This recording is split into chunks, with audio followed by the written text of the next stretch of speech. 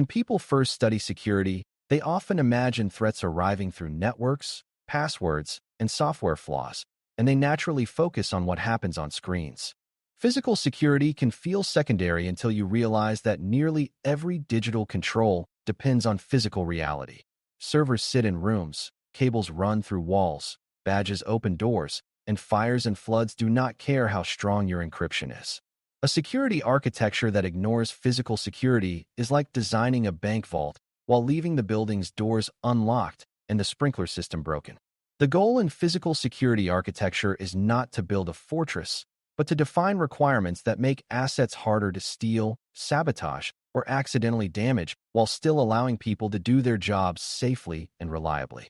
Physical requirements must be specific enough to be testable and enforceable, not vague statements like secure the facility. They also have to reflect real constraints, such as shared buildings, limited budgets, safety codes, and the operational need for maintenance access. In this episode, we focus on three foundational areas: perimeter controls, zoning, and fire suppression, because they shape how physical threats are prevented, contained, and survived.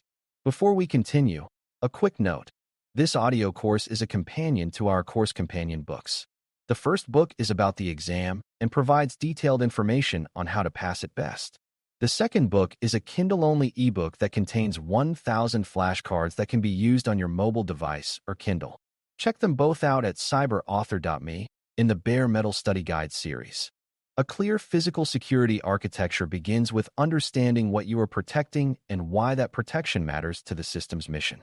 Some assets are obvious, like server racks, network equipment, backup media, and administrator workstations, but physical assets also include things like power distribution units, cooling systems, and the cabling that carries data between systems. The reason physical security matters is that attackers can bypass many technical controls by gaining physical access, and accidents can destroy availability and integrity in minutes. If someone can walk up to a console, plug in a device, or remove a disk, they may be able to extract data or change system behavior without fighting software defenses. Even well-meaning staff can create risk, such as propping open doors for convenience, misplacing badges, or leaving equipment in unsecured staging areas.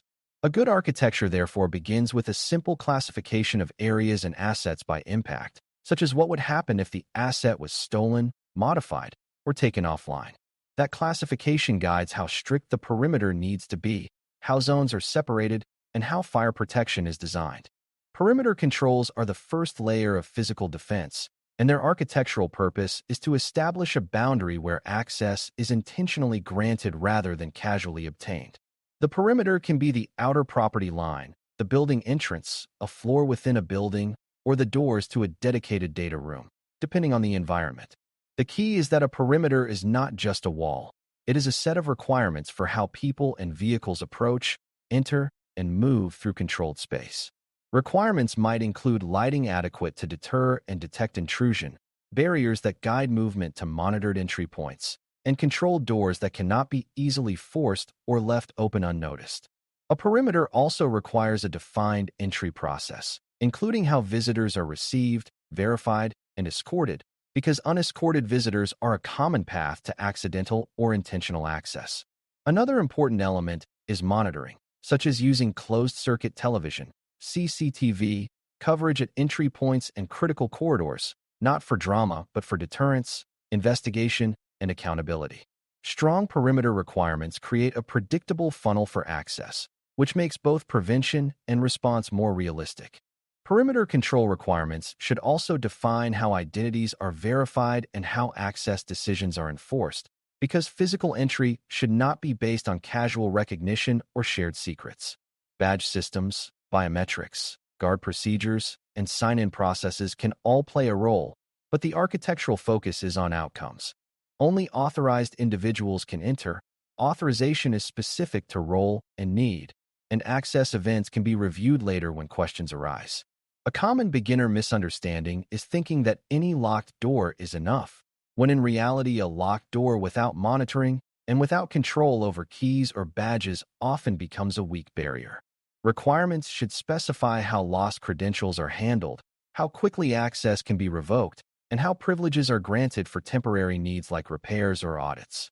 Another subtle requirement is to avoid single points of failure, such as a single shared badge that opens critical doors, because shared access eliminates accountability and makes misuse harder to detect. Architects also consider tailgating, where someone follows an authorized person through a door, so perimeter requirements often include anti-tailgating design, awareness practices, and physical layouts that reduce the chance of casual piggyback entry. When access is intentional and auditable, perimeter controls become a meaningful security layer rather than symbolic hardware. Zoning takes perimeter thinking and extends it inward, because not every part of a facility should have the same trust level or the same access rules.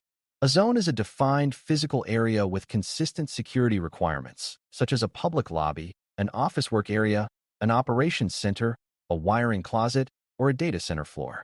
The purpose of zoning is to limit movement so that someone who enters one area does not automatically gain access to more sensitive areas. This is the physical version of segmentation, and it reduces blast radius by making compromise or mistakes harder to spread.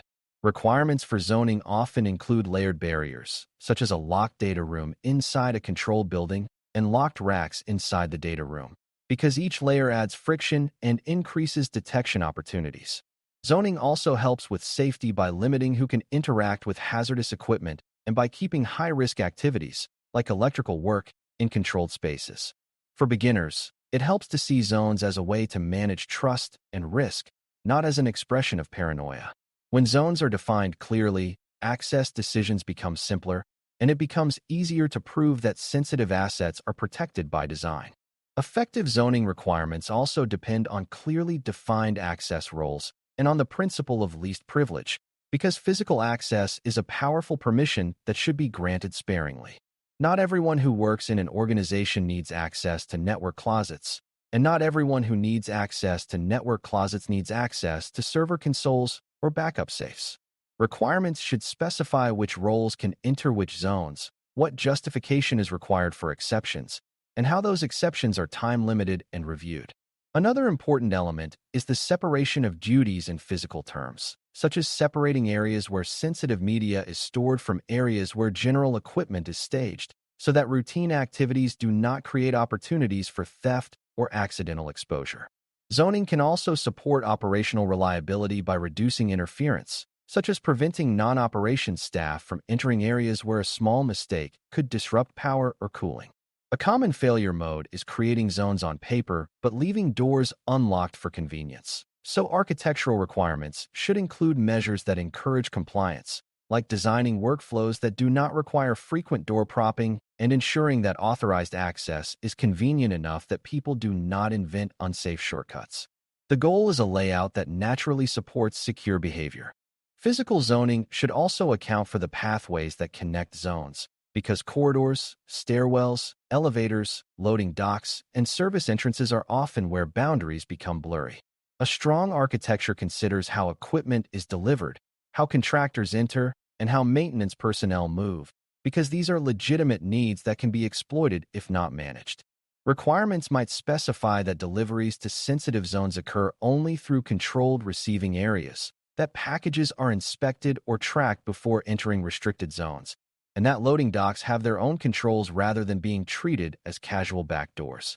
Another important pathway is cabling, because cables that run through ceilings, basements, or shared conduits can be tapped or damaged. So zoning requirements may include protected cable routes, locked communications closets, and controlled access to patch panels. For beginner learners, it is useful to connect this to the concept of trust boundaries. If a cable crosses an uncontrolled area, the physical boundary becomes weaker even if the logical network is well designed. Zoning, therefore, includes not only rooms and doors, but also the physical infrastructure that carries power and data. When pathways are controlled, zones remain meaningful under real operational conditions. Fire suppression is a core physical security requirement because it protects availability, preserves evidence, and prevents a localized incident from becoming a total loss. Fire is not only a safety issue, it is also a security issue because it can destroy systems, erase logs, and force emergency access decisions that bypass normal controls. A beginner misconception is that fire suppression is merely a building code detail that security teams can ignore, but for critical systems, The ability to detect and respond to fire quickly is a foundational requirement. Fire protection begins with early detection, such as smoke detection appropriate for the environment, and it includes alarm routing that ensures responders are notified rapidly. Suppression requirements should be aligned to the types of equipment present, because water-based systems can damage electronics while still being necessary for life safety in many spaces. In some environments, suppression may involve clean agent systems designed to extinguish fire without leaving residue, but the architectural point remains the same. The system must detect early, suppress effectively, and minimize collateral damage. Requirements should also consider how suppression systems interact with power shutdown and ventilation, because those interactions determine how fire is contained and how quickly systems can be restored.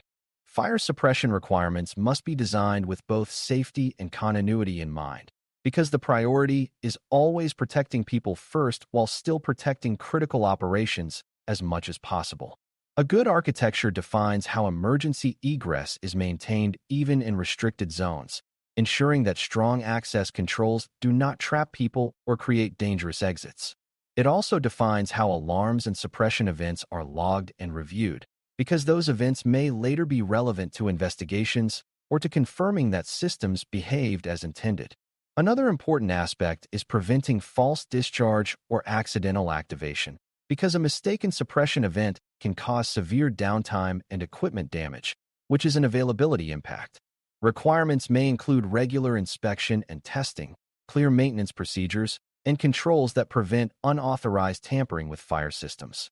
Environmental design is also part of fire prevention, such as safe cable management, avoidance of overloaded circuits, and separation of combustible storage from electrical equipment.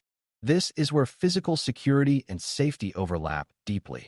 Preventing fire is a control, and responding safely when fire occurs is also a control.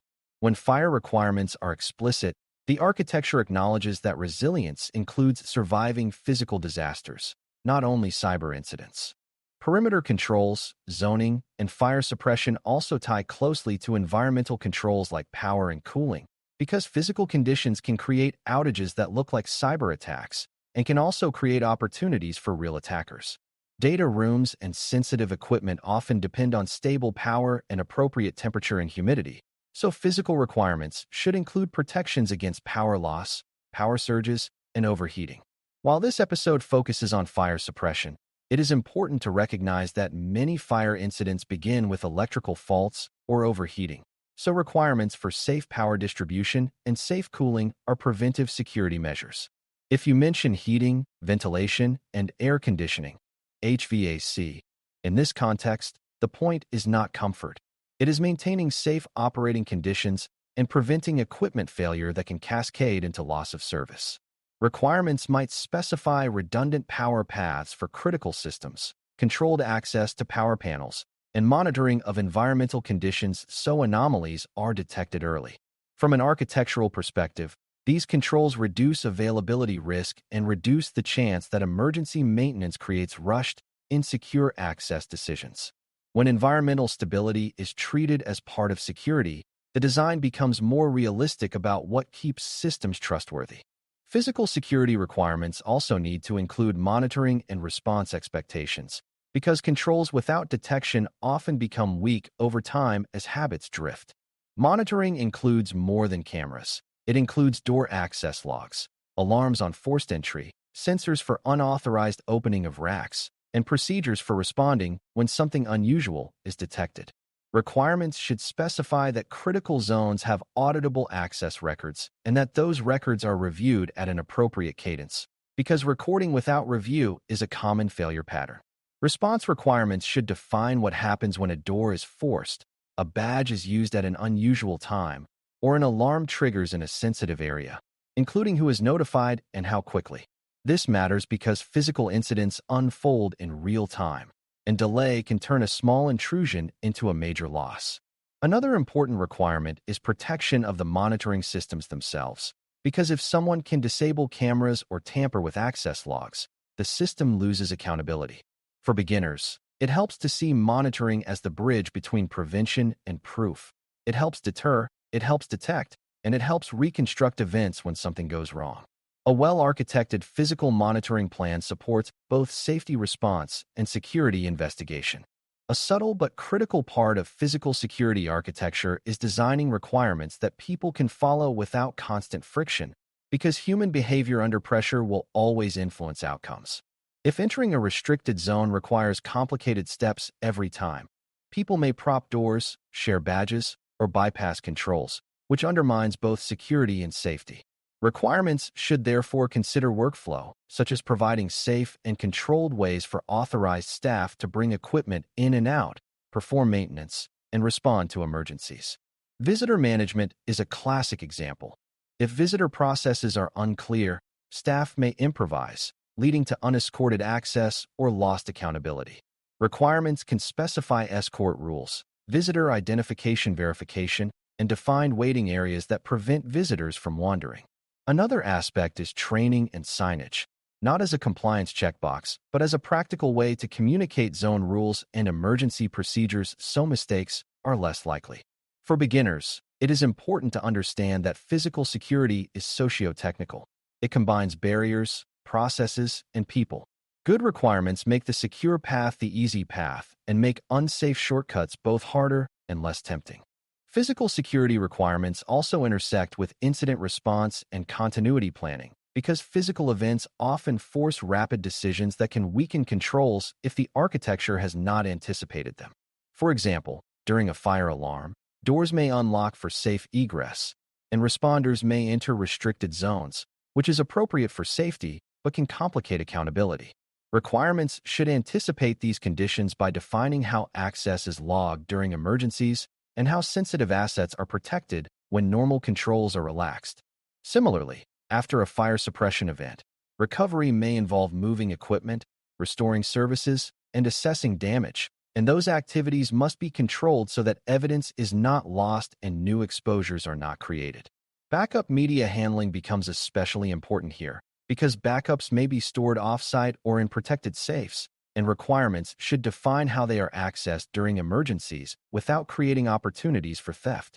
A common misunderstanding is thinking continuity is only about restoring systems, but continuity also includes preserving trust, meaning you can be confident that restored systems have not been tampered with during the chaos.